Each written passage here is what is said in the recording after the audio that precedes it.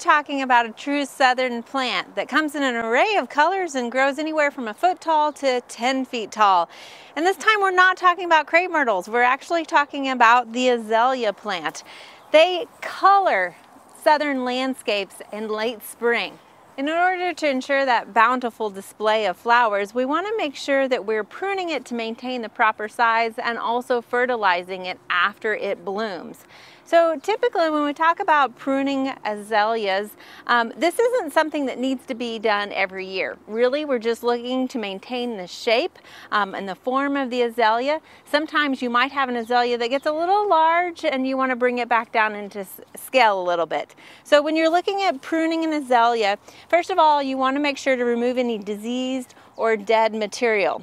Now, and this doesn't matter whether you have one that just blooms in the springtime or is a re-blooming azalea. You want to make sure to prune it right after it flowers so that you don't accidentally remove any upcoming flowers that it might have. So sometimes azaleas can get those little wild hairs that grow, something say like this here. So for this sort of thing, what we're going to do is we're going to go back to the center to a side branch and remove that long branch that's coming out. So again, that'll just help maintain it. It's going to continue to grow a little bit more this season and get that shape again that we like.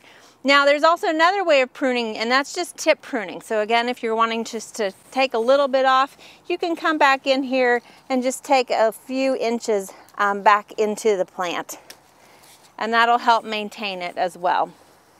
Now one thing you do want to make sure to do every year after it flowers in the springtime is to fertilize it.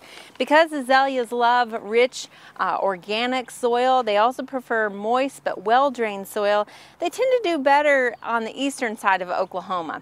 Now they also like an acidic soil, so we want to make sure when we're getting a fertilizer, we're getting one that's acidic based or one that's specifically made for azaleas or rhododendrons.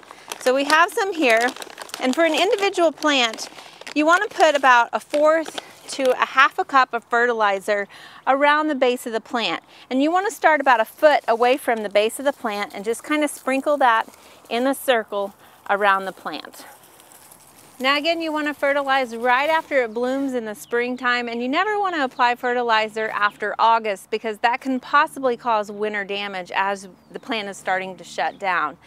Now, while pruning isn't necessary every year, fertilizing is in order to maintain that beautiful, colorful southern garden plant.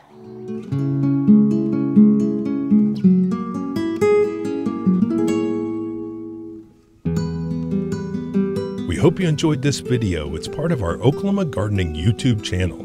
You can also find even more videos on our OK Gardening Classics YouTube channel. And join us on social media for great gardening tips, photos, and discussion.